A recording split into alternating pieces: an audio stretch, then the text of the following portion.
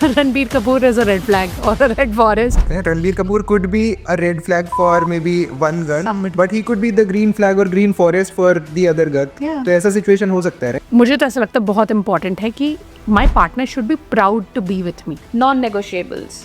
हम सब ह्यूमंस की ना कॉमन कोर नीड्स हैं. To be seen, to be heard and to be accepted for who we are. ये सारी कुछ चीज़ें तो आपको समझनी पड़ेंगी कि आप डिफरेंट लोग हैं. दो अलग अलग इंसान अलग अलग शहरों में अलग अलग घरों में बड़े हुए हैं, तो ऑब्वियसली आपकी आदतें बहुत डिफरेंट होंगी. हमारे पेरेंट्स की जनरेशन में डिवोर्स बहुत ही कम होते थे. शादी करवा देंगे तो प्यार तो हो ही जाएगा. Love is not enough, love is never enough. जो हर किसी को शादी से पहले अपने पार्टनर से डिस्कस करने बहुत ज़रूरी हैं. He or she will think कि यार ये तो मतलब बहुत ज़्यादा नखरे हैं, बहुत ज़्यादा एक्सपेक्टेशंस हैं. बहुत से मेन आई हैव सीन, जैसा आपने बोला कि काम में बिजी हो गए, शादी के 10 दिन की छुट्टी मिली, उसके बाद back to work and then back to. लड़कों के लिए भी शायद थोड़ा सा मुश्किल होता होगा बैलेंस बनाना. काम करने के लिए नहीं जी रहे हैं. कर्मचारी बनने के लिए नहीं पैदा हुए थे, right? How will someone draw a line? You have to become a husband from a boyfriend. लड़का तो अच्छा है या लड़की तो अच्छी है, अभी ये सब चीज़ें डिस्कस नहीं करते. He or she might get offended. Obviously we are all humans. हमारी psychological needs तो same है, but हमारी biological needs बहुत different है. Men are on a 24-hour hormone cycle and we are on a 28-day hormone cycle. 3 tips बता दीजिए. ये लड़के को फंसाने की मास्टर क्लास चल रही है. Hi Ayushi, how are you? Hi Prachi, I'm great. I'm very happy that to be here. Same here, we are happy to have you. और काफ़ी इंटरेस्टिंग डिस्कशन आज हम करने वाले हैं आपके साथ. You being the relationship expert, तो क्या क्या challenges लोगों को आजकल आते हैं and you know in general daily life में अपने रिलेशनशिप में विद द पार्टनर्स लोग क्या फील करते हैं, कई बार एक्सप्रेस नहीं कर पाते.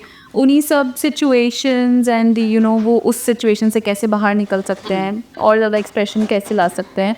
How to increase a love between a relationship, बस उसी के बारे में आज आपसे बात करेंगे हम. We are super excited. Yeah, so Ayushi, सबसे पहला क्वेश्चन जो आज के टाइम पे काफ़ी वायरल हो रखा है, काफ़ी लोग बोलते हैं red flag, red forest, green flag, green forest, तो उसके बारे में क्या ओपिनियन है आपका? सच है, red flag green flag is a true thing. और बहुत लोग ना मिस कर जाते हैं शुरू में. When they start dating somebody, वो मिस कर जाते हैं बहुत ही ऑब्वियस रेड फ्लैग्स. तो रेड फ्लैग होता क्या है? At the end of the day जो भी चीज़ें are not healthy, unhealthy behaviors, right? Some people do unhealthy behaviors. For example, disrespecting. कोई भी अगर आपके स्टैंडर्ड ऑफ सोसाइटी से कोई डिफरेंट है, सोशो इकोनॉमिक बैकग्राउंड से डिफरेंट है, फॉर एग्जांपल वेटिंग स्टाफ हो गया, ड्राइवर्स हो गए, उनसे अगर कोई बहुत ही बदतमीज़ी से बात कर रहा है तो वो ऑब्वियस रेड फ्लैग है. क्योंकि अगर वो उनकी रिस्पेक्ट नहीं कर पा रहे तो आगे चल के शायद आपकी भी रिस्पेक्ट ना करें, राइट? तो ऐसे कुछ कुछ एग्जाम्पल्स होते हैं जो लोग जस्ट बिकॉज, जैसा अभी आपने पॉडकास्ट से पहले बोला था ना, Ranbir Kapoor is a red flag और a red forest on the internet. या ऑन द इंटरनेट, यस. हम नहीं बोल रहे हैं. मुझे तो पता भी नहीं था, पर अच्छा, हमने बताया आपको. तो फिर बट आपने बोला ना कि हाँ, बट वो बहुत हैंडसम, बहुत ब्यूटीफुल भी है. तो कई बार हम ऐसे खो जाते हैं किसी की हैंडसमनेस, ब्यूटीफुलनेस में, और फिर हम वो रेड फ्लैग्स होते हुए भी इग्नोर करते हैं क्योंकि हमें चाहिए कि वो फिट हो जाए बंदा हमारे उस यू नो पजल में. पर ऐसे मतलब सपोज हम किसी को डेट करना स्टार्ट कर रहे हैं, ठीक है, नया नया है, हम किसी से मिले हैं, या तो मे बी डेटिंग ऐप के थ्रू मिले हैं या फिर कॉमन फ्रेंड्स के थ्रू मिले हैं. तो इनिशियली तो सबको बहुत ही अच्छा लगता है, अट्रैक्शन होता है एक. तो कई बार हम शायद इम्पॉर्टेंट जो एस्पेक्ट्स होते हैं या होने चाहिए आगे जाके, उनको कहीं ना कहीं मिस कर देते हैं. आपका इस पे क्या टेक है कि यार अगर आप किसी से मिल रहे हो एंड आप उसी पर्सपेक्टिव से मिल रहे हो कि आगे जाके यू नो आपको लॉन्ग टर्म रहना है, आपको आगे जाके शादी करनी है इसी इंसान से, या आप किसी से भी उसी पर्सपेक्टिव से मिल रहे हो, तो कौन सी ऐसी क्वालिटीज़ हैं, या फिर जैसे रेड फ्लैग हम अभी बात कर रहे हैं, ऐसे कौन से रेड फ्लैग्स हैं कि यार ये तो मतलब नॉन नेगोशिएबल है मेरे लिए?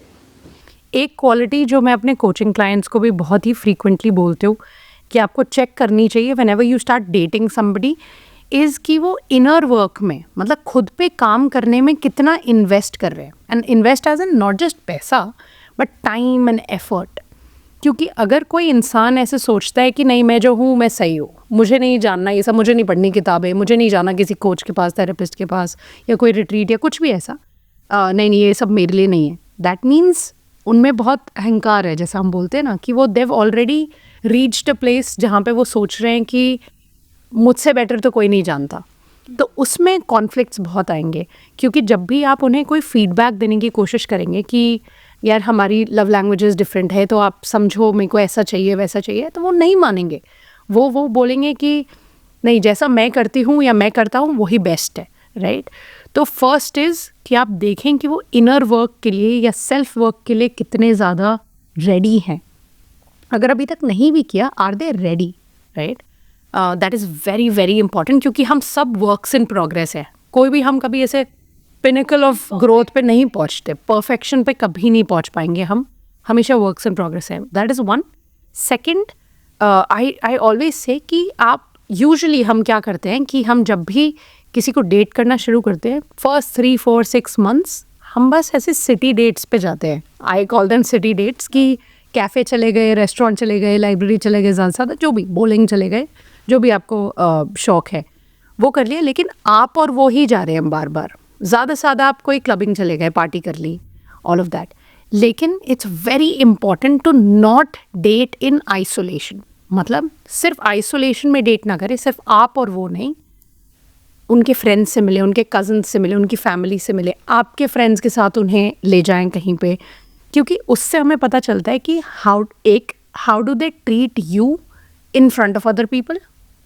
कि कहीं वो ऐसे, मतलब मुझे तो ऐसा लगता है बहुत इंपॉर्टेंट है कि my partner should be proud to be with me. If they are with me they should be proud of this relationship. But बहुत लोग ऐसा करते हैं जो थोड़ा छुपाते हैं, बहुत ज़्यादा अगर छुपा रहे हैं तो इट मीन्स कि they are not serious about the relationship. कहीं ना कहीं they might be serious, but अगर वो कुछ ज़्यादा ही छुपा रहे हैं तो क्या गड़बड़ है, right. Like why are they afraid of their closest people. तो आइसोलेशन में डेट ना करें, आप मिले लोगों से. First is that, and then second is कि वो दूसरों को कैसे ट्रीट करते हो, दूसरे उन्हें और आपको कैसे ट्रीट करते आई थिंक ये बहुत इंपॉर्टेंट है कि आप उनके फ्रेंड से मिलें, आप अपने फ्रेंड से भी मिलवाएं, एंड उस हिसाब से उस बंदे को थोड़ा सा देखें कि यार वो रेस्पेक्टफुल है टूवर्ड्स योर फ्रेंड्स. पर कई बार ऐसा भी होता है ना कि यार सपोज मैं अपने फ्रेंड से किसी को मिलवा रही हूँ, मेरे फ्रेंड्स ही अच्छा बिहेव नहीं कर रहे हैं उसके साथ, and but I am like blind sided कि यार नहीं मेरे फ्रेंड्स तो परफेक्ट हैं, ये तो गलत हो ही नहीं सकता. वो सिचुएशन में somebody किसी को कैसे डील करना चाहिए खुद से, and try to understand that gap.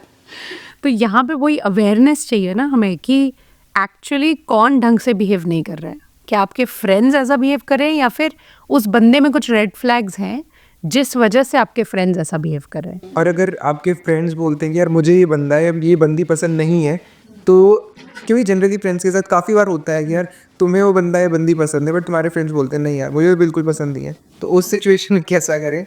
मैं अपने एक्सपीरियंस से बात कर सकती हूँ. मेरे previous relationships before I got married obviously, कई बार कुछ लोगों ने मुझे ऐसे बोला है कि there's something off about this guy, there's something off, you know, मतलब और फिर आई वुड बी लाइक नहीं नॉट श्योर, व्हाटएवर, तुझे नहीं दिख रहा होगा. In my experience friends are usually right. क्योंकि with my husband every time he is met anybody they have become a fan of his. So मुझे लगता है कि अगर दैट मीन्स कि वो उन्हें भी बहुत ज़्यादा इम्पोर्टेंस और रिस्पेक्ट देता है जब हम मिलते हैं साथ में, राइट. तो दैट्स अ की मार्कर इन दैट कि वो आपके फ्रेंड्स को कैसा ट्रीट कर रहे हैं, to make them feel heard, make them feel included. तो I think friends are usually right. So Ayushi, एक क्वेश्चन और, मतलब ऐसा होता है कि आपके लिए अगर कुछ एस्पेक्ट या कोई क्वालिटी रेड फ्लैग है, नॉट नेसेसरी कि मेरे लिए भी वो सेम क्वालिटी रेड फ्लैग हो. तो फॉर एग्जाम्पल अगर रणबीर कपूर का एग्जाम्पल लेते हैं, Ranbir Kapoor could be a red flag for maybe one girl, but he could be the green flag और green forest for the other girl. तो ऐसा सिचुएशन हो सकता है, right? Absolutely, and it depends on आपके values क्या हैं, right. हम सबके डिफरेंट कोर वैल्यूज़ होते हैं कि आप वैल्यूज़ क्या होते हैं? जो जो प्रिंसिपल्स पे आप रन करते हो रोज़, जो आपकी लाइफ के रूल्स एंड गाइडलाइंस हैं, जो आपने खुद अपने बचपन से सीखे हैं, चाहे फैमिली से सीखे हो, चाहे एक्सपीरियंसेस से सीखे हो, राइट? तो आपके लिए उससे कंपैटिबल क्या है, वो आपके लिए ग्रीन फ्लैग होगा ना। तो ग्रीन फ्लैग और red flag is not an absolute, वो सब्जेक्टिव होता है। अभी इसमें ना हम रेड फ्लैग ग्रीन फ्लैग की बात कर रहे हैं, बट एक और बहुत इम्पॉर्टेंट और इंटरेस्टिंग चीज़ होती है लव लैंग्वेजेस। एंड ऐसा भी बोलते हैं कि man and women are poles apart, ठीक है, दोनों बहुत डिफरेंट होते हैं, दोनों के बहुत अलग तरीके होते हैं एक्सप्रेस करने के। Maybe women are more expressive, man are not, but कहीं पे वहीं पे कॉन्फ्लिक्ट हो जाते हैं, या फिर एक पार्टनर को लगता है कि यार सामने वाला इमोशनली अवेलेबल नहीं है। तो वहाँ पे उन चीज़ों से आपस में एक रिलेशनशिप में कपल कैसे डील कर सकता है उन चीज़ों से, या वो एक पेज पे कैसे आ सकते हैं? आपने जो बोला ना कि men and women are very very different, it is very true. मतलब obviously we are all humans, हमारी साइकोलॉजिकल नीड्स तो सेम है, बट हमारी बायोलॉजिकल नीड्स बहुत डिफरेंट है, राइट? आपने पढ़ा ही होगा, men are on a 24-hour hormone cycle and we are on a 28-day hormone cycle, 28-day hormonal cycle as in so every week in a woman's life is hormonally different, क्योंकि हमारी जो menstrual cycle होती है उस वजह से पूरे महीने कभी हमारा ईस्ट्रोजन प्रोजेस्टेरॉन हाई पे होता है, कभी टेस्टोस्टेरोन हाई पे होता है, कभी लो पे होता है, कभी ड्रॉपिंग होता है, कभी एकदम ही रॉक बॉटम पे होता है। तो ऐसे एक एक हफ्ता हमारा डिफरेंट होता है, राइट? तो इस वजह से हमारा mood, energy, motivation, all of that पूरे महीने में शिफ्ट होते रहता है। So जो mood swings बोलते हैं दो हाँ, जिनको लोग इनफेमसली मूड स्विंग्स बोलते हैं, it is happening because our biology is making us do that, right? Obviously we can practice to be better with it, लेकिन कई चीज़ें हैं जो हमारे डायरेक्ट कंट्रोल में नहीं होती। Whereas men don't have that. Men mainly function on testosterone, and which is a 24-hour cycle. So your mornings will always be better. You'll have more energy, more motivation.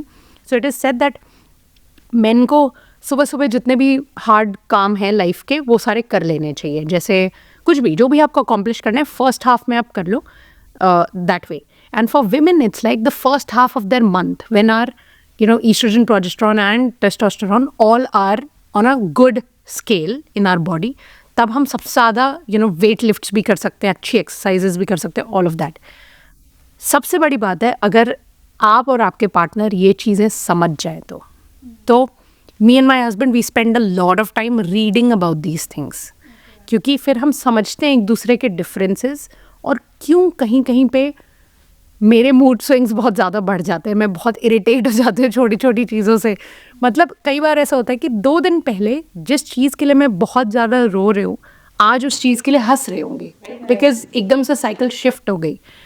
तो वहाँ पे ये मैंने अपने भाई के साथ भी किया है, where I have really trained him, क्योंकि मेरा छोटा भाई है तो उसको मैंने बहुत कुछ ये सब समझाया है कि whenever a girl comes into his life he is aware. तो अगर हम एक दूसरे के डिफरेंसेस समझ जाएं और उस पर कम्युनिकेट करें तो सब सही होगा। कम्युनिकेट आपने एक वर्ड बोला है, एंड मैं इस पे भी थोड़ा सा टच बेस करना चाहूँगी आपके साथ, क्योंकि आपको क्या लगता है communication, how important is communication in a relationship? The most important, मतलब उससे ऊपर कुछ है ही नहीं कुछ भी है आपकी लाइफ में, राइट? क्योंकि जैसे this is the first time I'm actually doing a podcast with 2 other people who are also married, right? Like all 3 of us are married to our individual, like our respective partners. So आप समझते हैं कि एक marriage में it's not just about you and your partner. You have both the sides of parents. You have बहुत सारे रिश्तेदार. You have social gatherings. You have so much, right? So much is happening. अब उन सब में ना बहुत आसान है मिसअंडरस्टैंडिंग्स होना, रिजेंटमेंट बिल्ड होना अपने अंदर कि यार उसने ऐसा नहीं किया वहाँ पे, या वो तो पूरा टाइम ऐसे करती रही, ऑल ऑफ दैट, ये छोटी छोटी बातें। तो मुझे लगता है कि आप उसी दिन कम्युनिकेट कर लो उस बारे में, right? Again I can only speak from my example. अब जैसे 3-4 दिन पहले मुझे ऐसा लगा कि हम घर पे जितना भी समय स्पेंड कर रहे थे, my partner was more on his phone in that moment when we were sitting with his parents. So that night I was like, you know what, I have a feedback. If we decide कि ये हमारा parents के साथ वाला time है, I need you to be present there, right? That means phone भी आप मत यूज़ करो With his parents. With his parents. हाँ, I need you to be present, क्योंकि फिर वो सारी कॉन्वर्जेशन सिर्फ मेरे साथ ही हो रही है, आप तो वहाँ हो ही नहीं, क्योंकि आप मेंटली वहाँ पे नहीं हो। तो ऐसे यू नो फीडबैक, अब हमने क्योंकि उसी दिन बात कर ली, we were able to work on it the same day. अब ये मेरे दिमाग में बिल्ड नहीं होता रहेगा for months and weeks. Because over thinking, and I think मैं अपने एग्जाम्पल से ये बोल सकती हूँ, लड़कियाँ बहुत ओवर थिंक करती हैं, बट मुझे ऐसा लगता है शायद लड़के उतना ओवर थिंक नहीं करते हैं। उसका रीज़न भी है कि we are more emotional, I would say, मतलब जितना मुझे समझ आता है कि हमारी एक आदत होती है ओवर थिंक करते रहना, and when it gets build up, वो कहीं ना कहीं इरिटेशन में या और फिर वो एकदम से ब्लास्ट होगा किसी दिन। हाँ, वो वैसा ही फिर निकलता है। So it is very important to communicate. I don't think overthinking has a gender specificity to it, क्योंकि in my coaching clients मेरे पास दोनों तरीके के लोग हैं, मतलब जो overthink करते हैं, नहीं करते हैं, और उसका जेंडर से तो थैंकफुली कोई लेना देना नहीं है। बट हाँ, ये है कि overthink हम सब कर सकते हैं, क्योंकि कोई भी चीज़ ऐसे हमें बुरी लगी या समथिंग, अब हमने अगर वो अपने मन में बिल्ड होने दी ना, वो जैसा आपने बोला यशपाल, 3-4 हफ्ते बाद, 1 महीने बाद जाके वो कहीं फटेगी, ठीक है, एकदम से बॉम्बार्ड होगी, और अगले इंसान ने तो वो सोचा ही नहीं ना। How he was not prepared कि मतलब यार ये हथियार भी बिल्ड हो रहा था इतने टाइम से। बेचारा, राइट? तो 1 महीने बाद उसको ऐसा लगेगा ये कहाँ से आ रहा है, ये तो पहले कभी बात नहीं की। तो इट्स वेरी वेरी इंपॉर्टेंट कि आप उसी दिन उसी समय बात कर लो, ताकि अगला इंसान भूल भी ना जाए कि हम एक्चुअली वो बात क्या थी। अब ये जैसे फ़ोन वाला एग्जांपल मैंने दिया, हो सकता है अगर मैं 1 महीने बाद ये बात करती तो my partner would have forgotten about कि अच्छा मैं उस दिन फ़ोन पे बैठा था, एंड वो उस तरह से मतलब उतना सीरियसली उस चीज़ को नहीं लेते, बिकॉज वो सीन ही शायद दिमाग में नहीं होता। Absolutely. So it works both ways. मुझे भी बहुत फीडबैक मिलता है and I also give. So how do you manage a feedback? यार अब ये फीडबैक चलो ठीक है, कंस्ट्रक्टिव वे में जा रहे हैं, कभी मे बी अगर आप हर चीज़ पे फीडबैक दे रहे हो, सो फीडबैक गिविंग वर्सेस टोका टोकी, यार ये तो हर चीज़ में टोका टोकी कर रहे हैं। मतलब how to draw that line? हर चीज़ में तो नहीं कर सकते मतलब हर चीज़ में करना पड़ रहा है तो क्या कर रहे हो? अरे अपने कपड़े वहाँ पे सुखा दिया, अपने फ़ोन यहाँ पे कर दिया, तो वो चीज़, ये सारी कुछ चीज़ें तो आपको समझनी पड़ेंगी कि आप डिफरेंट लोग हैं, 2 अलग अलग इंसान, अलग अलग शहरों में, अलग अलग घरों में बड़े हुए हैं, तो ऑब्वियसली आपकी आदतें बहुत डिफरेंट होंगी, राइट? बहुत सिंपल सी बात है, जैसे हम किसी ट्रिप से आते हैं, वी ट्रैवल अ लॉट, हम किसी ट्रिप से आते हैं तो कितना भी थके हुए हो हम, my partner would always unpack on the same night, right? हाँ, लेकिन अगर मेरी वो आदत बनी ही नहीं, क्योंकि मैंने सीखी नहीं अपने घर पे या व्हाटएवर, तो मैं भी अब उनको देख के करने लग गए हो लेकिन मैं I would give my self a day और 2, आई विल लाइक कल करते हैं व्हाटएवर, तो फिर ही हैज़ एक्सेप्टेड कि I will take the next day. अभी हम पिछली ट्रिप से जब वापस आए तो वी हैड 1 सूटकेस जिसमें एक साइड उनका एक साइड मेरा, वो आधा भरा रहा सूटकेस 2 दिन के लिए, एंड ही डिडंट वही टोका टाकी नहीं, he just asked me on day 1 कि अभी अनपैक कर ले, do you have energy to unpack? I was like नहीं, आप अपने साइड कर लो, मैं कर लूँगी जब मुझे मोटिवेशन उसकी फील होगी। फिर मैंने 2 दिन बाद कर लिया। तो ये चीज़ों में अगर आप ये छोटी छोटी चीज़ें पकड़ के इरिटेट होने लग जाएंगे ना, तो ये तो कितनी छोटी सी बात है, लेकिन यही छोटी बातें बहुत बड़ी बन जाती हैं अगर वो बिल्ड होते रहें तो। काफ़ी बार ऐसा भी होता है कि यार कोई लड़ाई होती है, बट आपको लगता है यार ये बात तो बहुत ही छोटी सी थी, बट उसका इतना बड़ा मुद्दा कैसे बन गया कि यार मतलब ये बड़ी लड़ाई का बड़ा हथियार कैसे बन गया? तो ऐसा कैसे होता है? छोटी बातें जब बहुत बड़ी लड़ाइयाँ बन जाती हैं, I would like to see it in this way कि हमारी कोई ना कोई कोर नीड होती है जो फुलफिल नहीं हो रही। हम सब ह्यूमंस की ना बहुत कॉमन कोर नीड्स हैं, to be seen, to be heard and to be accepted for who we are. मतलब हमें प्यार मिले और हमें लोग मौका दे बोलने का, समझें हमें उसके लिए एग्जैक्टली जो हम हैं। तो कई बार जब आपको अनसीन फील हो रहा होता है, अनहर्ड फील हो रहा होता है, तो वो कहीं बहुत छोटी सी बात में निकल के आता है। तो इसीलिए इससे पहले कि आप उस बारे में जाके फीडबैक दें या लड़ाई करें या जो भी, आप खुद से पूछिए कि ये कौन सी नीड है मेरी जो फुलफिल नहीं हो रही है, इसीलिए मुझे इतना बुरा लग रहा है। क्योंकि वो कहीं बुरा लगना अपने अंदर ही बिल्ड हो रहा होता है, राइट? तो आप पहले अपने आप से बातें करो, इससे पहले कि आप उनसे बातें करो। अच्छा, जैसे आप बोलोगे अपने आप से बातें करो, ये जो चीज़ है कि यार हमें अपने आप को जानना बहुत ज़रूरी है पहले, before going in a relationship. तो ऐसे क्या एस्पेक्ट्स हैं जो मुझे अपने बारे में पता होने चाहिए कि मुझे आगे जाके ना प्रॉब्लम ना आए, एटलीस्ट मैं अपने बारे में अवेयर हूँ। ऐसी कौन सी बहुत इंपॉर्टेंट चीज़ है जो मुझे ध्यान रखनी चाहिए एंड अंडरस्टैंड करना चाहिए खुद के बारे में? कुछ बहुत बेसिक चीज़ें, जैसा मैंने बोला था आपको, कोर वैल्यूज़, आपको वैल्यूज़ अपनी पता होनी चाहिए। तो एक बहुत लंबी लिस्ट है, अगर आपको गूगल करनी है आप गूगल कर लीजिए, list of core values, simple, right. उसमें से कौन से वर्ड्स हैं जो आपसे रेजोनेट करते हैं, वो आपके कोर वैल्यूज़ हैं। और अपने आप को डेली थोड़े टाइम के लिए ऑब्जर्व भी करें कि आप क्या कर रहे हैं, क्या चीज़ें आपको बुरी लगती हैं, अच्छी लगती हैं, all of that. So one is core values. Second is when do I feel loved, मतलब दूसरे क्या करते हैं जिससे मुझे ऐसा लगता है आई एम लव्ड। तो आपको वो पता तो होगा ना, तभी तो आप कम्युनिकेट कर पाओगे दूसरों को कि how to love me, right. तीसरा इज़ आपकी boundaries, what you are okay with and what you are not okay with. Very very important. हम बहुत बार जब हम नए रिलेशनशिप्स में होते हैं, हम एक पीपल प्लीजिंग साइकिल में घुस जाते हैं। एब्सोल्युटली। जो बाउंड्री है भी हमारी, उसको हम बोलते नहीं हैं क्योंकि अरे वो कहीं बुरा ना मान जाए, राइट। लेकिन ऐसा नहीं है। अच्छी हेल्दी रिलेशनशिप होने के लिए बाउंड्रीज होना बहुत ज़रूरी है कि hey this is not okay with me, I would appreciate if you don't do this, simple, right, with kindness. With kindness. तो ये 3 चीज़ें अगर आपको पता है तो बहुत इंपॉर्टेंट है। पर इस चीज़ में ये भी बहुत इम्पोर्टेंट है कि यार मुझे वो सेफ स्पेस भी मिलना चाहिए।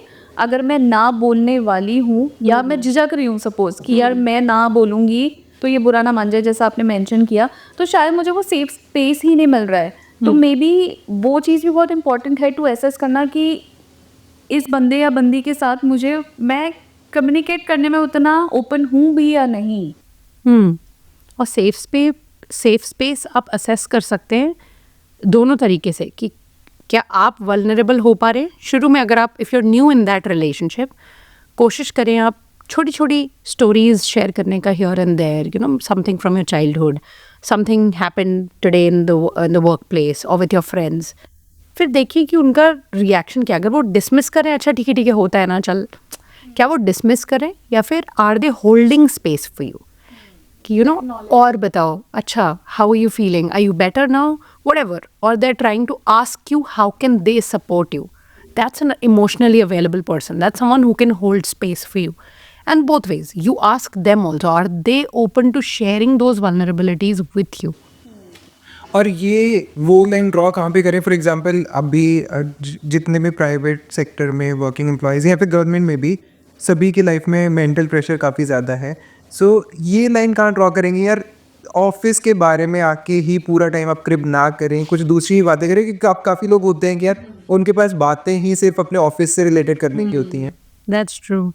And मेरे को ना ये बहुत ही नया रियलाइजेशन है पिछले 1-1.5 साल से शायद, कि हम जिंदगी में, मतलब हम ये जीवन काम करने के लिए नहीं जी रहे हैं।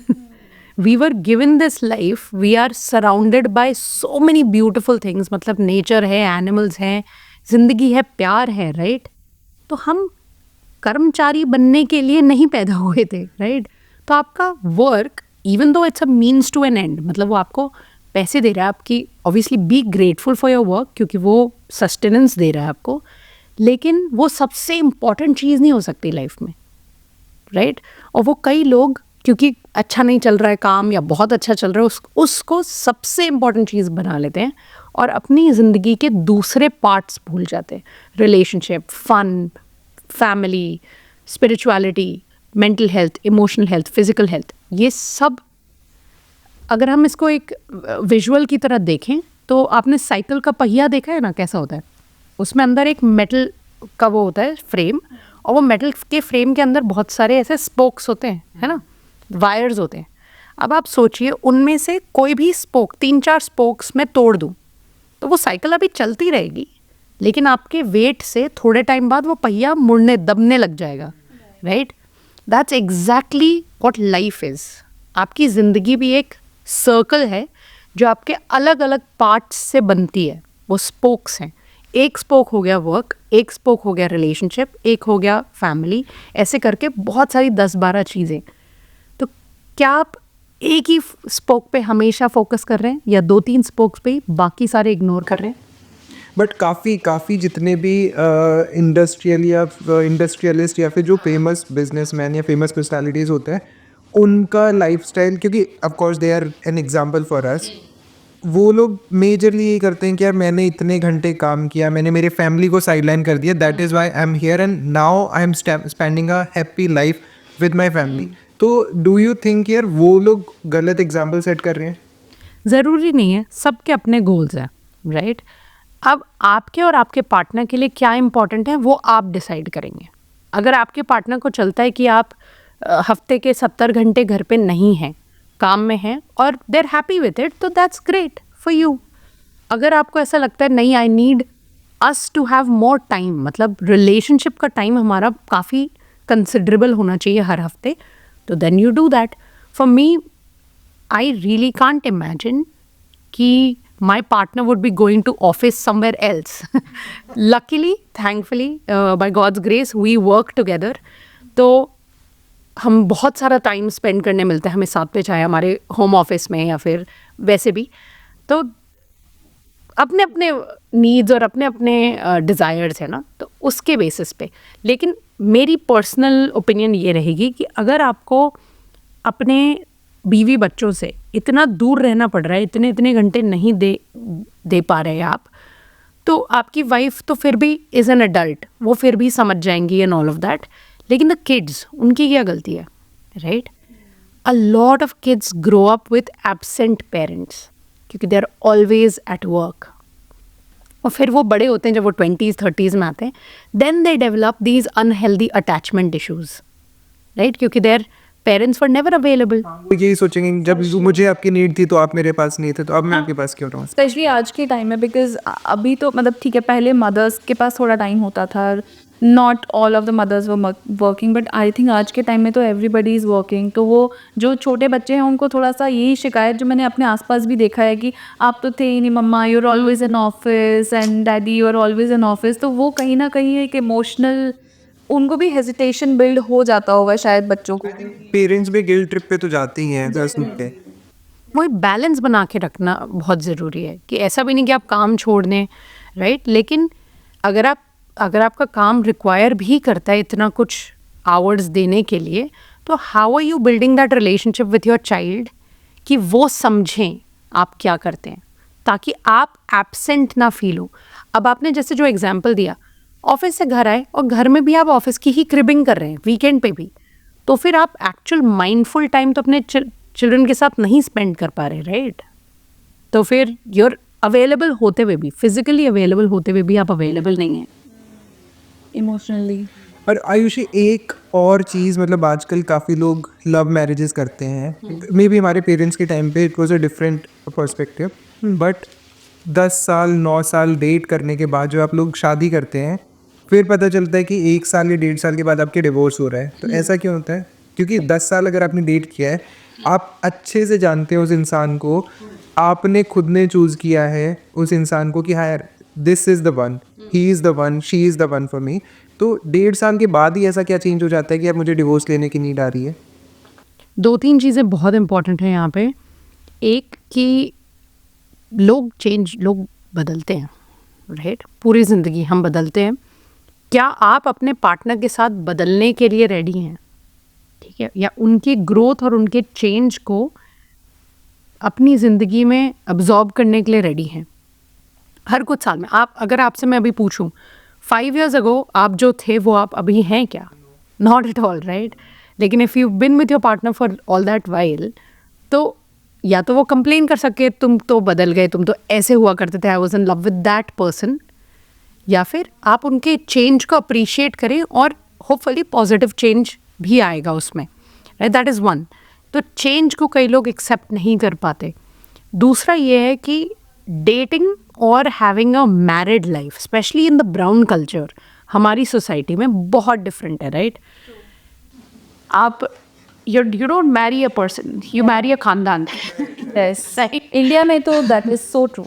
मतलब लड़की की साइड के भी 70 रिश्तेदार, लड़के की साइड के भी हज़ारों रिश्तेदार, तो उन सबको बैलेंस करके चलना होता है आपको। एब्सोल्युटली। और वहाँ पे कहाँ पे गैप आ जाता है, ये है कि कई लड़के मैंने देखा, at least I am speaking from my coaching clients perspectives, कई लड़के ना उस रिस्पॉन्सिबिलिटी के लिए रेडी नहीं होते अभी, क्योंकि आपके पार्टनर ने तो आपको चुना है ना, राइट? उन्होंने आपके पेरेंट्स को नहीं चुना है, वो तो +1 आए हैं, राइट? या आपकी फैमिली को, आपकी एक्सटेंडेड फैमिली को तो नहीं चुना, वो तो आए हैं आपके साथ पैकेज डील में। दैट मीन्स आपकी रिस्पॉन्सिबिलिटी है as a man to mediate between them.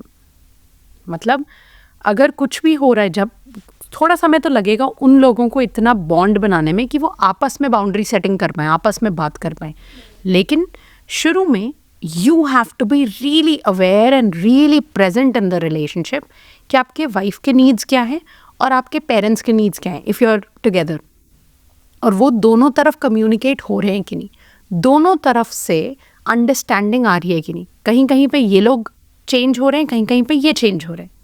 बहुत बहुत ज़रूरी है। जो बहुत से मेन आई हैव सीन, जैसा आपने बोला कि काम में बिजी हो गए, शादी के 10 दिन की छुट्टी मिली, उसके बाद back to work and then back to the same thing. Dating में जो आपकी एक्सपेक्टेशंस थी और अब जो हैं वो बहुत डिफरेंट है। You have to become a husband from a boyfriend, you have to level up. I think वहाँ पे लड़कों के लिए भी शायद थोड़ा सा मुश्किल होता होगा बैलेंस बनाना, बिकॉज जिस तरह से वायर्ड है कि यार लड़कों को रिस्पॉन्सिबिलिटी देखनी है एंड उस तरह से वो थोड़ा ज़्यादा सोचते हैं रादर देन कि ठीक है हमें नई नई शादी हुई है, हमें रिलेशनशिप पे इस तरह से काम करना है, उस तरह से काम करना है। All of a sudden I think after शादी के बाद वो लोग ऐसे हो जाते हैं कि नहीं, we have more responsibility, we have more time to give in to our job, we have more things to earn. तो उस चीज़ को या तो वो डिस्कशंस पहले होने चाहिए या फिर वो जो बैलेंस है वो आप कम्युनिकेशन से बना सकते हो, बिकॉज इन चीज़ों पे भी काफ़ी कॉन्फ्लिक्ट्स रहते हैं। तो उस पर आपका क्या सजेशन है? Is how important is it to have these conversations शादी से पहले? एब्सोल्युटली। बहुत सारे मैंने अपने फ्रेंड्स में एग्जाम्पल्स देखे हैं कि वो बहुत अच्छी हैप्पी रिलेशनशिप में होंगे, लेकिन शादी के बाद बहुत से या तो कॉन्फ्लिक्ट्स आ गए या फिर डिस्कम्फर्ट आ गया। क्यों? क्योंकि उन्होंने कुछ 4-5 रिलेशनशिप में जिस तरीके से आप शो अप करते हैं और मैरिज में जिस तरीके से शो अप करेंगे वो बहुत डिफरेंट है। इसीलिए कुछ 4-5 टॉपिक्स हैं जो हर किसी को शादी से पहले अपने पार्टनर से डिस्कस करने बहुत ज़रूरी हैं। 1, finances. How will you manage finances? Is it तेरा पैसा मेरा पैसा, और इज़ इट हमारा पैसा? To what extent is it हमारा पैसा? बहुत सारे ऐसे क्वेश्चंस हैं कि पैसा कहाँ से आ रहा है, कहाँ जा रहा है, क्योंकि जैसा हमारी लव लैंग्वेजेस डिफरेंट होती हैं, हमारी रिलेशनशिप विथ मनी भी बहुत डिफरेंट होती है, depending on which kind of house hold you grown up in. आप हो सकता है एकदम ही स्पेंड थ्रिफ्ट हो कि ठीक है पैसा तो हाथ का मैल है, आ जाएगा फिर से, सब उड़ा देते हैं जैसी सैलरी है। Some people would be like that, some people would be like नहीं नहीं बचाते बचाते, इन्वेस्ट करते, सेव करते, इन्वेस्ट करते, मैं अपने लिए कुछ नहीं खरीदने वाला या वाली, राइट? तो अब ये दोनों साथ में हो जाएं तो कितने कॉन्फ्लिक्ट्स होंगे, राइट? इसीलिए पैसे के बारे में बात करना बहुत ज़रूरी है, फेथ के बारे में बात करना भी बहुत ज़रूरी है। रिलीजन एंड फेथ, ये चीज़ें यूजुअली लोग मिस कर देते हैं हमारी जनरेशन में। लेकिन अगर आप रिलीजियस हैं, आपका पार्टनर नहीं है, आगे चल के आप कैसी लाइफस्टाइल करने वाले हैं? अगर उनको रेगुलरली मंदिर जाना, घर पे पूजा करना इम्पॉर्टेंट लगता है और आपका वो लाइफस्टाइल नहीं रहा है, तो क्या वो आपसे भी एक्सपेक्ट करते हैं कि आपको पार्टिसिपेट करना है उनके पेरेंट्स के साथ इन सब चीज़ों में? Faith is a very important discussion. Children, do you want kids? How many? When? If you don't want kids, what is the alternative? All of that. अगर कुछ हमारे इन लॉज से कॉन्फ्लिक्ट होते हैं तो वो किसकी रिस्पॉन्सिबिलिटी है रिजॉल्व करना? ये सारी चीज़ें पहले से बात करना बहुत ज़रूरी है। And what about life goals, कि आप आगे जाके लाइफ में क्या करना चाहते हो? लाइफ गोल्स तो इज़, आई थिंक, मुझे तो लगता है first few months of relationship में ही बात कर लेनी चाहिए। तो मैं शादी की बात कर रही हूँ, मतलब you should B with somebody जिसके लाइफ गोल्स भले ही सिमिलर ना हो लेकिन कहीं ना कहीं अलाइन होते हो, कन्वर्ज होते हो जाके।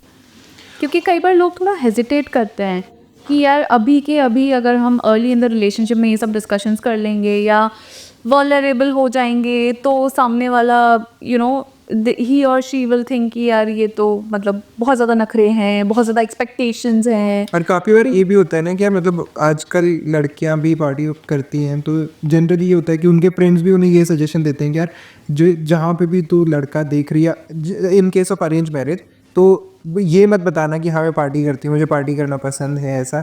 तो सो दैट ये वाला साइड दिखाना, बिकॉज जनरली काफ़ी लोगों का माइंडसेट होता है अरेंज मैरिजेस में कि यार अगर लड़की पार्टी करने वाली है तो भाई इससे तो दूर रहो। हाँ, ये अरेंज मैरिज में तो वही ऑनेस्टी से लोग इतना क्यों डरते हैं, मुझे समझ नहीं आता।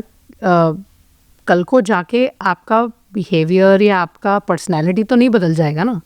आप 6 महीने नहीं कर लोगे पार्टी शादी के बाद, 1 साल नहीं कर लोगे, बट फिर वो आपकी नीड अगर है तो वो कहीं ना कहीं तो निकल के आएगी। अगर नहीं कर रहे हो तो फिर आप वैसे मेंटली मैं ऐसे फ्रस्ट्रेटेड हूँ। सिर्फ पार्टी की बात नहीं है, बहुत सारी चीज़ें हैं, राइट। घूमना फिरना लगा लो, मतलब किसी को habits, lifestyle, what you eat, all of that, right. क्यों ना हो आप ऑनेस्ट उसके बारे में। अगर कोई इंसान let's say your partner parties but you don't, and then they are like, वो डर जाए इस चीज़ से कि नहीं नहीं मैं तो ये अपने पेरेंट्स को कैसे समझाऊंगा ये वो, that means they are not ready to take up this responsibility of marriage, right. I think मुझे मोहब्बतें का एक डायलॉग याद आ रहा है, कोई प्यार करे तो तुमसे करे, तुम जैसे हो तो उससे करे, कोई तुम्हें बदल के प्यार करे तो प्यार नहीं सौदा है सारी, और समथिंग लाइक दैट। एग्जैक्टली, मतलब कुछ चीज़ें बदलेंगी, वो अच्छी भी हैं, शायद वो आपको ग्रो करेंगी, लेकिन आप जैसे हो, आपकी जो बेसिक पर्सनालिटी है वो तो वही रहेगी ना। तो यू शुड बी, दोनों side, you should be able to stand up to your parents कि नहीं यार, दिस इज दिस पर्सन।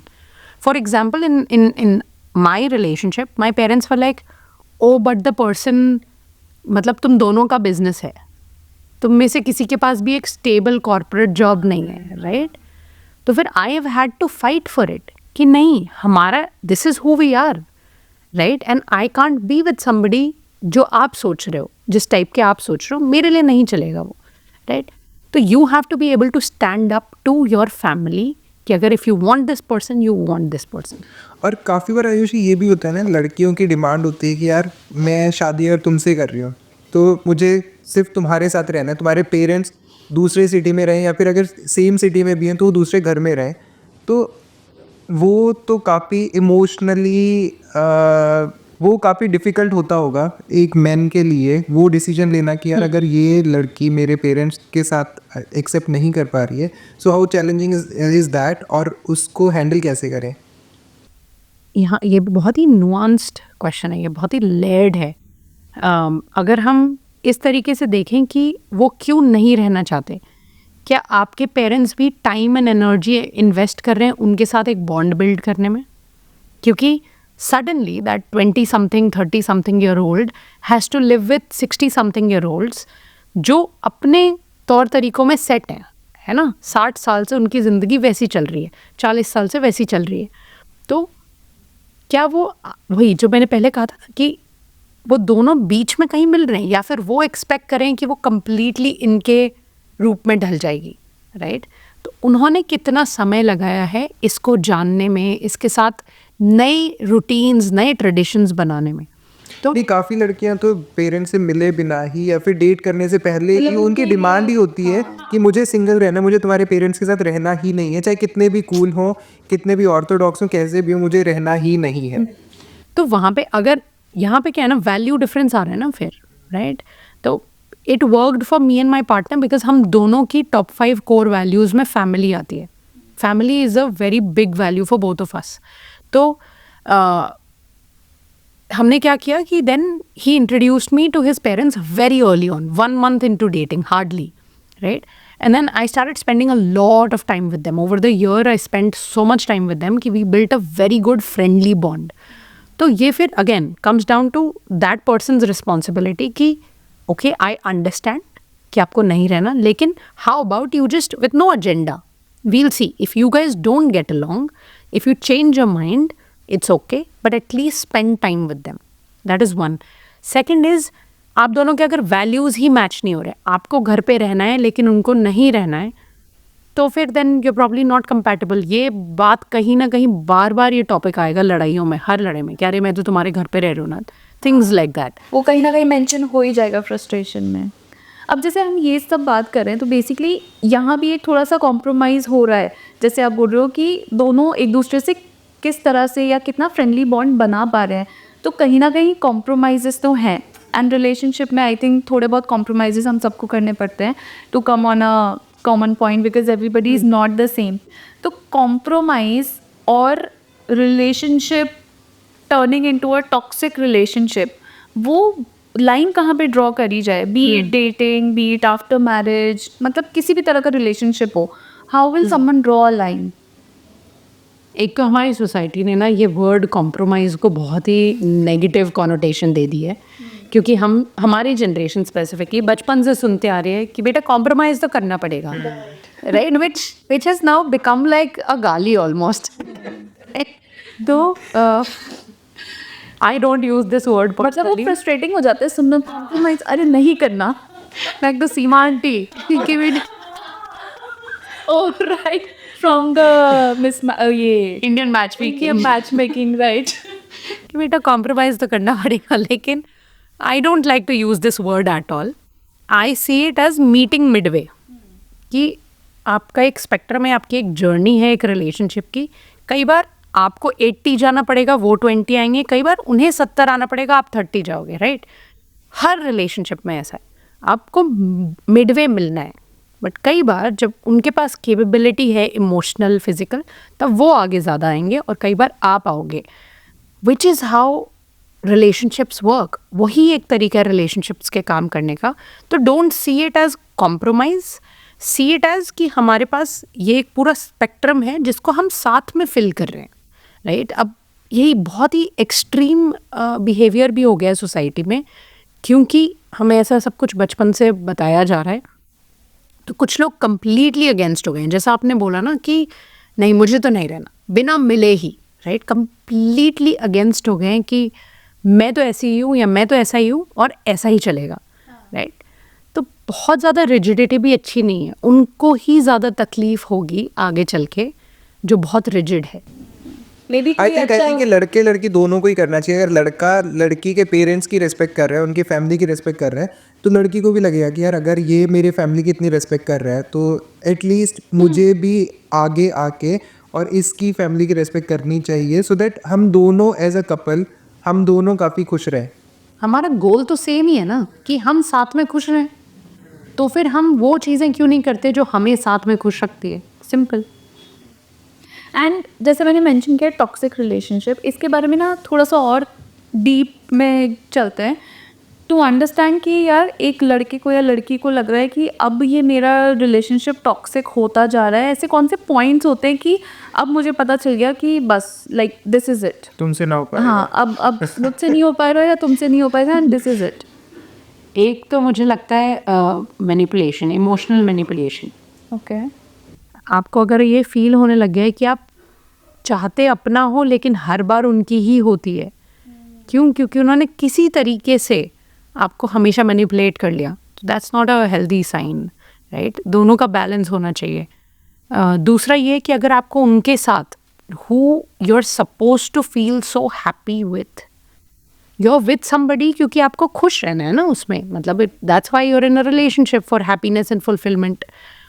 लेकिन उनके साथ आपको हर समय ओवरवेल्म्ड फील होता है, हमेशा ऐसा लगता है कि वो हम वॉकिंग ऑन एग शेल्स, कि अब कुछ फटेगा, अब कुछ, अरे यार मैं ऐसे ना कर दूँ वैसे ना कर दूँ, रिएक्शन आएगा, right. That's not a healthy relationship at all. You should be able to be 100% authentic and yourself in a relationship. तो हेल्दी रिलेशनशिप का साइन ही यही होता है कि आप ऑथेंटिसिटी में आप खुद जो हो वैसे प्रेजेंट कर सकते हो। हाँ, I think early in the relationship जैसे आपने बोला ये फिर बहुत इंपॉर्टेंट है। कहीं ना कहीं कुछ लोग हेजिटेट कर जाते हैं या हम डिस्कशंस में कि यार लड़का तो अच्छा है या लड़की तो अच्छी है, अभी ये सब चीज़ें डिस्कस नहीं करते, ही और she might get offended and बाद में देखी तो जाए। शादी के बाद शादी करवा देंगे तो प्यार तो हो ही जाएगा, ये कहाँ गिवन है, ये कौन सी बुक में लिखा है? क्योंकि हमारे पेरेंट्स की जनरेशन में तो यही होता था कि शादी करवाते 2 बच्चे हो गए बस, उसके बाद प्यार के लिए पूरी जिंदगी पड़ी है। लेकिन प्यार के भी तो 3 कंपोनेंट्स हैं। Most of the previous generation में रोमांटिक लव नहीं है, इमोशनल अटैचमेंट है। तो love has 3 components, it's called romantic love, emotional attachment and physical attraction. So this is obviously not my research, but this is a very, very great human psychologist called Helen Fisher. And she has done extensive research on this कि love के ये 3 components आपको तीनों चीज़ें एक इंसान से एक बार में फील हो सकती है या फिर तीनों चीज़ें 3 अलग अलग इंसान से फील हो सकती हैं at the same time. You could be in love with somebody, emotionally attached with somebody, and physically attracted to somebody. That's who us humans are, right? तो ये जो आपने बोला ना कि साथ में मतलब रहने लग जाओगे तो प्यार तो हो ही जाएगा, तो ज़रूरी नहीं है कि वो रोमांटिक लव ही हो सकता है कि सिर्फ इमोशनल अटैचमेंट हो क्योंकि now you live together, you have a family together. तो रिलेशनशिप में प्यार सबसे ज़्यादा इम्पॉर्टेंट है टू बी टुगेदर, या फिर कुछ और ऐसी क्वालिटीज़ या एस्पेक्ट्स हैं जो प्यार से भी ऊपर आते हैं कि यार दीज आर नॉन नेगोशिएबल्स? प्यार तो स्टार्टिंग पॉइंट है. Love is not enough, love is never enough. Love मुझे ऐसा लगता है, अगेन विजुअल एग्जाम्पल दूँ तो एक बबल है जिसके अंदर बहुत सारी चीज़ें हैं, राइट? अब वो बबल उतना स्ट्रॉन्ग तभी होगा जिस अंदर जब वो पूरा भरा हुआ होगा, right? Like instead of not like a easily breakable bubble, whatever you call it. लेकिन love is just the all encompassing thing जो स्ट्रॉन्गर होते जाता है जब अंदर और चीज़ें होती हैं, right? Love is a blanket. उसमें आपको communication, consideration, time, quality time that you spend with each other, even conflicts are also important. You get to learn a lot about each other. ये सारी चीज़ें, बहुत सारी चीज़ें हैं जो एफर्ट्स के रूप में यूजुअली मतलब रोज़ दिखनी चाहिए, जनरली दिखनी चाहिए, तभी जाके वो लव और सॉलिडिफाई होता है. Respect for each other, respect, whatever, right? Every single thing falls in it. अब लोग सोचते हैं कि अब तो मेरी शादी हो गई, अब काम खत्म, राइट? बस यहीं तक था, अब तो now I am married, now I have everything. वहाँ से तो काम शुरू होता है. आयुषी, आपने कहा कि कॉन्फ्लिक्ट ज़रूरी होते हैं, तो काफ़ी लोगों को लगता है कि यार मैं कुछ ऐसा ना करूँ कि कोई कॉन्फ्लिक्ट हो जाए या फिर लड़ाई हो जाए, तो लड़ाई से बचने के लिए काफ़ी चीज़ें करते हैं और लोगों को लगता है कि यार लड़ाई हो जाएगी तो बहुत पंगा हो जाएगा. तो बट डू यू थिंक कि लड़ाई होना, कॉन्फ्लिक्ट्स होना हेल्दी है? हेल्दी कॉन्फ्लिक्ट्स ऑब्वियसली हाँ ज़रूरी है, क्योंकि वरना आपकी रियल रिलेशनशिप नहीं है. ऐसा हो ही नहीं सकता कि आप 2 लोग अलग अलग जगह पे बड़े हुए लोग साथ में रह रहे हैं और आप सब कुछ yes yes yes yes everything is good है, यस यस यस, ऐसे थोड़ी हो सकता है. कुछ ना कुछ चीज़ों में तो डिसएग्रीमेंट्स होंगे ही, कहीं ना कहीं तो आप डिफरेंट होगे ही, राइट?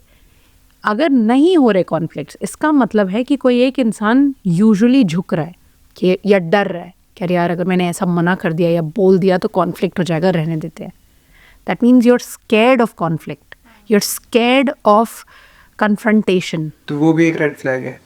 रेड फ्लैग तो नहीं है, उसमें आपको अपनी इमोशनल जर्नी पे काम करना है खुद, कि why am I so scared of confrontation. कहीं ना कहीं कुछ लोग शायद खुद से ही हेजिटेट हो जाते हैं.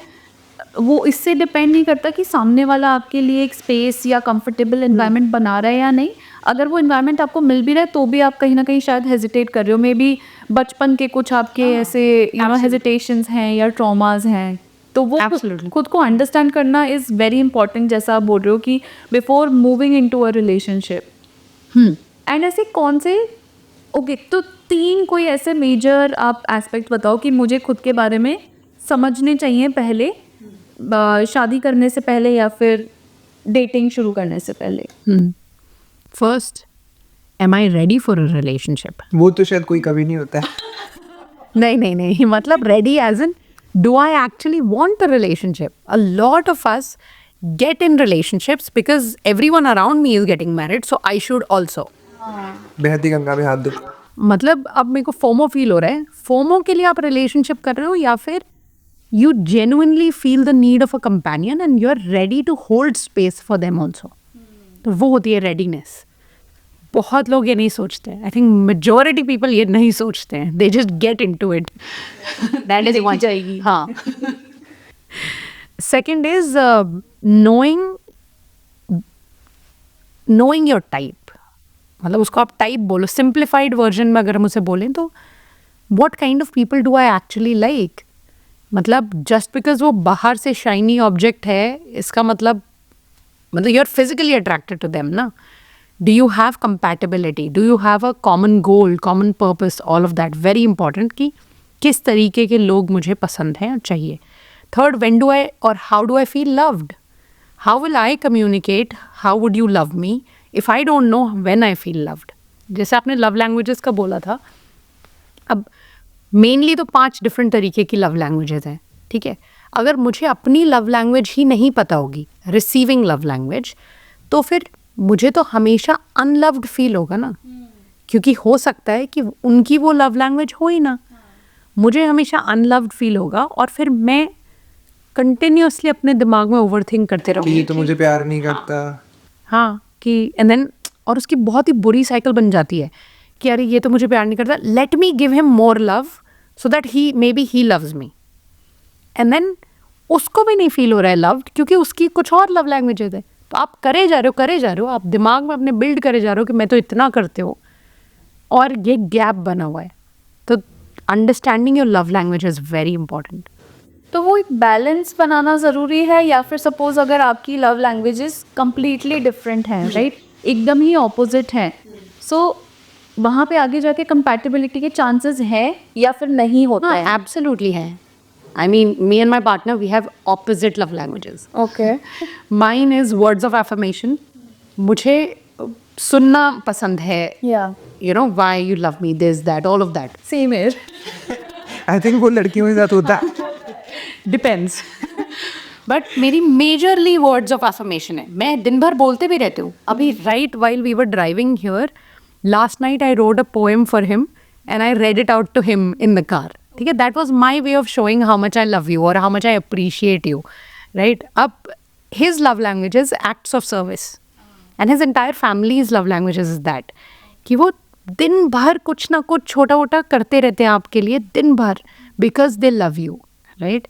सो बहुत छोटी छोटी चीज़ें हैं कि अगर मैं हमारा ऑफिस जैसे एक फ्लोर ऊपर है तो वो हमेशा ठंडा रहता है आजकल. तो if he goes to office before me, he will have that heater turned on, not for himself but for me, so that I feel cozy when I get in. बहुत छोटी छोटी चीज़ें दिन भर he keeps doing which are for me, right. और जैसे उस poem में भी मैंने लिखा कि he always, even though he's so tall, you met him, वो in a flight because we travel so much together, he will always give up his aisle seat for me. He'll always sit in the middle क्योंकि I don't like sitting in the middle, बिना बोले. So these little acts of service. अब यहाँ पे आप देख रहे हो what did I do? I appreciated what he does so that I'm training my brain to see that as love, even though it's not my neutral or it's not my default. My default would have been कि वो मुझे बताते रहे कि how much he loves me. I love you पूरे दिन बहुत. Not just that, but more descriptive. I am a poet, right? So more descriptive. लेकिन जब तक मैं अपने ब्रेन को ट्रेन नहीं करूँगी कि what he's doing is also a lot of love, is out of love, how will I ever feel loved? हाँ, आई थिंक ये आपने बहुत ही एक अच्छा पॉइंट बोला है, because I can completely resonate with what you are saying. My relationship is very much like that कि acts of service. तो वो वहाँ पे खुद एक्नॉलेज करना कि हाँ यार ये वाला, this is something he has done to make me feel comfortable, so that is his love language. वो बहुत ज़रूरी है. अदरवाइज एक होता है ना, your brain will not register कि अरे यार क्या है, मुझे तो ये चाहिए था, एक्सप्रेशन नहीं है, ये नहीं है. सो ये का और आयुषी एक क्वेश्चन जो मुझे आपसे पूछना था कि हमारे पेरेंट्स की जनरेशन में डिवोर्स बहुत ही कम होते थे, बट हमारी जनरेशन में डिवोर्स काफ़ी इंक्रीज़ हो गए. सो ये क्या वेस्टर्न इन्फ्लुएंस है या फिर हम लोग एज ए सोसाइटी उतने इवॉल्व हो गए कि यार हमें अपनी नीड्स हैं, हम लोग सेंटर स्टेज होने चाहिए, हमारी प्रायोरिटीज सबसे ऊपर हैं, तो वैसा वाला माइंडसेट हो गया है? अगेन वेरी लेयर्ड क्वेश्चन ना. हमारे कल्चर में अभी मुझे अपनी शादी पे पता चला ये कि हमारे हिंदू कल्चर में एटलीस्ट रिचुअल्स में there is no such thing as a divorce, क्योंकि हमारी तो 7 जन्मों की शादियाँ होती हैं ना, मतलब 7 जन्मों का साथ होता है, तो उसमें तो कोई है ही नहीं डिवोर्स का स्पेस.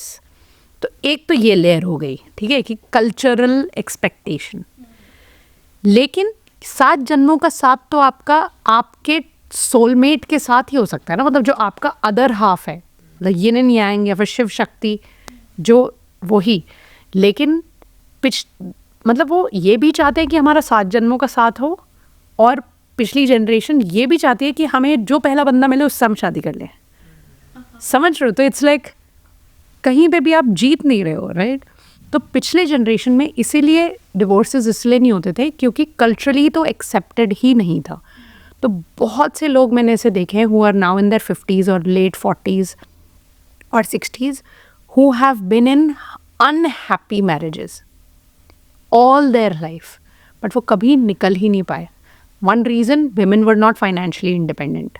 तो निकल के जाते भी कहाँ, क्योंकि कल्चर तो सोसाइटी तो उन्हें एक्सेप्ट नहीं करती। तो I wrote an article actually for this for HT City. It was on increasing rise in grey divorces. 50+ people are getting divorced now.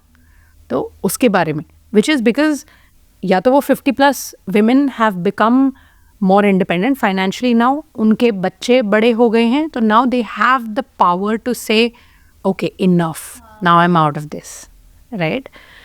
That is one. तो cultural acceptance अब आ गई है younger people में, इतना बड़ा taboo नहीं रहा। I know people who are getting married for the second time and they're very happy, क्योंकि पहली बार शायद अरेंज सेटअप में या फिर लव में ही जल्दबाजी में उन्होंने ये निर्णय ले लिया कि हम इससे शादी करेंगे। तो सेकंड मैरिजेस में they are so much more happier. अब वो सेकंड मैरिज करना भी उनके लिए डिफ़िकल्ट नहीं था क्योंकि टैबू थोड़ा सा कम हो गया ना पहले से।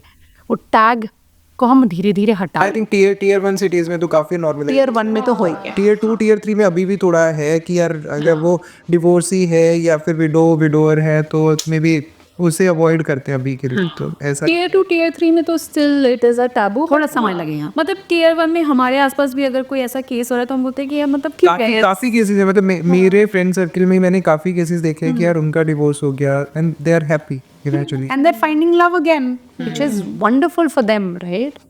तो बहुत ही, हाँ, दिस इज़ अ वेरी, हम क्योंकि हम ब्राउन सोसाइटी में, हम इंडियंस, हम एशियंस हैं, इस सोसाइटी में ये बहुत ही लेयर्ड क्वेश्चन है।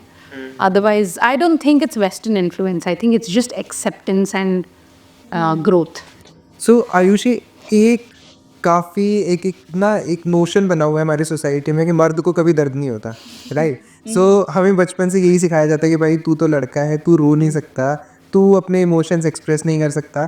लड़के जनरली अपनी माँ के पास जाके थोड़ा सा कंफर्ट हो जाते हैं, वो बता सकते हैं, बट काफ़ी केसेस में नहीं भी बताते हैं, राइट?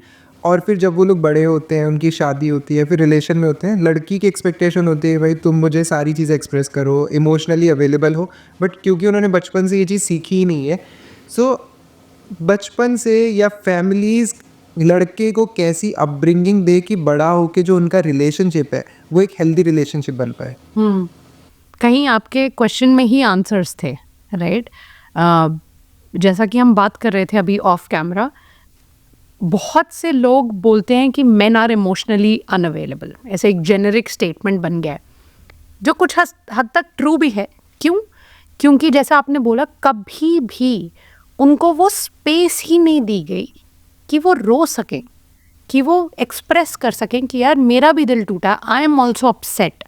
हमेशा से बचपन से हमें बार बार घर पे, अगर आपके ऑपोजिट जेंडर के भाई बहन हैं तो घर पे हमेशा आपने देखा होगा कि लड़के को हमारे घर पे जैसे ट्रीट किया जाता है वर्सेस लड़की को जैसे किया जाता है, बहुत डिफरेंट है। पैम्पर किया जाता है कि हाँ भाई तुम तो बहुत नाजुक हो, लड़का ठीक है भाई गिर गया खुद खड़ा हो जाता है। हाँ, तो वो दोनों पे काम कर रहा है ना कहीं आप लड़कियों को भी बता रहे हो कि ओ तुम तो बहुत नाजुक हो, कोई तुम्हें उठा के ले जाएगा ये वो, तो you are somewhere making the women a little weaker in general and you are making the men emotionally not sound. क्यों? क्योंकि आप हमेशा बोल रहे हो बहन का ध्यान रख, ये कर वो कर, घर पे अच्छा तुझे बड़ा होके तुझे ये कमाना है, तुझे ये करना है। अननेसेसरी एक्सपेक्टेशंस बचपन से दी जाती हैं कि तू लड़का है। और कई बार सोसाइटी में भी और बच्चे या दूसरे लोग जहाँ से भी सीख के आ रहे हैं वो घर से, अरे कैसे लड़की जैसे रो रहा है, ऐसे बोलिए, right, exactly, which is so bad to say to anybody, right? क्योंकि हम सबके टीयर डक्ट्स तो है ना, हम सब की कैपेबिलिटी तो अगर टीयर डक्ट्स हैं तो मतलब भगवान ने तो कैपेबिलिटी दी है भाई तुम रो। और मन नहीं करता क्या कभी रोने का, राइट? करता है क्यों, बट वो कभी आ नहीं पाता बाहर क्योंकि कभी सीखा ही नहीं, राइट? तो मुझे लगता है कि अब it is a collective responsibility of us women to hold that space for the men around us. अगर हम हमारे भाई, बॉयफ्रेंड्स, डैड्स, जो भी हैं, right, males in our society, उनको हम धीरे धीरे नॉर्मलाइज करना शुरू करें कि हे, I'm here, it's okay, even whether you want to talk or not, but I'm here. कैसा रहा आज, इंटरव्यू कैसा रहा? They'll be like, हाँ ठीक है, initially they'll be like dismissive, right? You tell them, no, but I'm sitting here. While you're getting changed, I'm sitting here and I want to hear something. Please tell me, I would love to know. तो आप kindness से अगर आप उनके लिए वो space hold करेंगे ना, धीरे धीरे धीरे they will also start opening up, क्योंकि फाइनली उन्हें वो स्पेस मिलेगी जहाँ पे दे कैन ऑल्सो एक्सप्रेस. लड़कों को चाहिए कि बंद कमरे के अंदर एटलीस्ट वो अपने पार्टनर के कंधे पे सर रख के थोड़ी देर बैठ पाए. बट पता है इसमें भी कई बार क्या होता है, जैसे आपने बोला कि you hold the space and वो धीरे धीरे ओपन अप होंगे, but sometimes it is not धीरे धीरे, इट इज़ लाइक वेरी धीरे धीरे. Absolutely. तो वो it might take years, over the years. और कई बार क्या होता है कि अगर आप वो स्पेस भी होल्ड कर रहे हो कि यार क्या हुआ, मूड ऑफ लग रहा है, what happened, anything is wrong, तो कई बार सामने वाले को लगता है कि अरे all okay, why are you asking me. Sometimes they might get irritated also. तो वहाँ पे वो प्रोसेस क्या होना चाहिए फ्रॉम द वुमेन साइड. मैं ये बहुत ही वुमेन पर्सपेक्टिव से क्वेश्चन पूछ रही हूँ. एंड हम ऐसा क्या कर सकते हैं कि यार सामने वाले को ना धीरे धीरे लगने लगे कि हाँ, I can also feel emotional. मतलब लड़का सोचे कि हाँ मैं इमोशनल हो सकता हूँ, इसके आगे मैं एक्सप्रेस कर सकता हूँ. वो प्रोसेस क्या रहता है इसके? and I'll speak from the women's side also because I've done this. So when it's funny that when my partner tells the story of our relationship or how he fell in love with me, he always says this ki, oh, I finally found a space where I could talk about myself. क्योंकि he is also a coach. तो when we first met, मैंने notice किया था कि he would talk for hours but about other people. मतलब he would listen, ask them questions and all that, and never heard him talk about himself. So I took a slightly different route where in order to make him more vulnerable with me, I just got curious, right? I just asked curious questions. अच्छा, you had a football match today. Okay, how was it? How many people played? ये वो ऐसे बहुत ही technical questions first to get the ball rolling, to get him to start talking, right? And then here and there I will give my examples ki, oh, I can relate, I used to also play football or this, that, पहले you have to start very technically, like very strategically, और लड़के को फंसाया जा रहा है. नहीं, फंसाया नहीं जा रहा यार. मतलब उनको जब आदत ही नहीं है, हम सीधे उनको ऐसे बॉम्बार्ड कर दे, how are you feeling about the match you lost today, right? They might not be able to. they will not express. हाँ, they will not express. हमारा अगर हमसे कोई पूछ लेगा बाहर यार, हाँ बिल्कुल, कोई पूछ ले, हम ये लड़के को फंसाने की मास्टर क्लास चल रही है. मतलब it is to open them up. Exactly, and that is so, उनकी भी तो need है वो, right? They will love you more if you can hold that vulnerable space for them. So first you have to start with curiosity. आप genuinely curious हो या फिर you just want them to be vulnerable. आपका सिर्फ agenda यही है कि ये भी मेरे सामने रोए. आप जब तक क्यूरियोसिटी नहीं दिखाओगे ना उनकी लाइफ में, क्योंकि आपके बहुत डिफरेंट इंटरेस्ट हो सकते हैं, उनके बहुत डिफरेंट हो सकते हैं, तो you have to start getting interested in their interests, talk about those things, and then slowly and steadily they will start trusting you. Trust is built over time, right? And then someday those bridges will open, or those dams will open, which are about emotions also. It takes time. I am still struggling. ये मैंने मेरे father के साथ देखा है. सो मतलब मेरी mother हमेशा बोलती हैं कि अरे तुमने ऐसा कर दिया, तुम्हारे पापा को अच्छा नहीं लगा होगा, ठीक है. तो हमें लगता है पापा को बुरा नहीं लगता इन जनरल, ठीक है, क्योंकि उसी स्टेज में देखा है कि पापा करते रहते हैं फैमिली के लिए, हमारे लिए, सबके लिए. बट एक टाइम था, my mother had a major surgery and that was the first time मैंने उन्हें रोते हुए देखा था. और वो टाइम था मुझे लगा कि यार ये इंसान भी रो सकते हैं। हाँ, मतलब वो हमारे अंदर वायर्ड नहीं होता हाँ। ना, और फादर से एक्सप्रेस करते ही नहीं है ना। स्पेशली बॉयज़ के साथ तो नहीं होता। और जिस दिन मैंने उन्हें देखा था, वो मोमेंट था मेरे लिए, मुझे ऐसा सोचने में मजबूर कर दिया कि यार ऐसा कैसे हो सकता है। I can understand, but thankfully, I have grown up with very emotionally expressive men. My brother and my father are both emotionally expressive, extremely. Sometimes, obviously, dad can learn to be a little better क्योंकि वो कई बार उनका emotional expression anger में निकलता है. नहीं, I think बेटियों के साथ होता है, फादर का थोड़ा सा डिफरेंट होता है, बेटों के साथ कुछ अलग ही कनेक्शन होता है। लेकिन हम चारों, मुझे तो ऐसा लगता है, my mom, me, dad and my brother, we're such cry babies. हमें जब मन करता है हम बस रायता बन जाते हैं. But that is like very good, very healthy. तो हाँ, that's also a learned behavior from each. I think हम एक दूसरे को भी जो, it's not just that our parents raise us, we also raise them. We all four of us kind of raise each other. तो I think ये statement सही है, man are from Mars and women are from Absolutely. I think so. At least hormonally.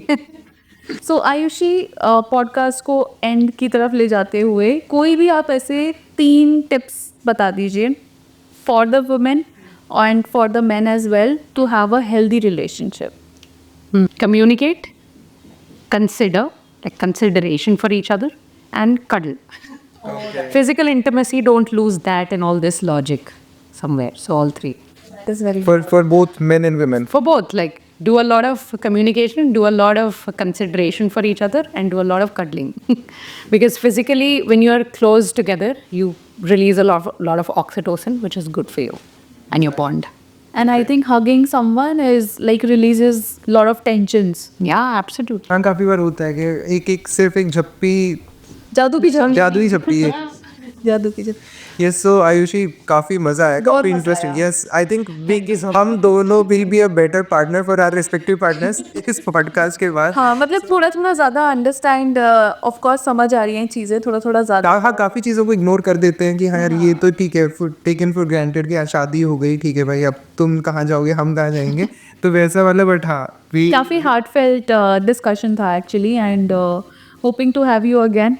Yeah, मुझे भी बहुत मजा आया था. thank you so much, Thank you so much, much। Ayushi. Thanks.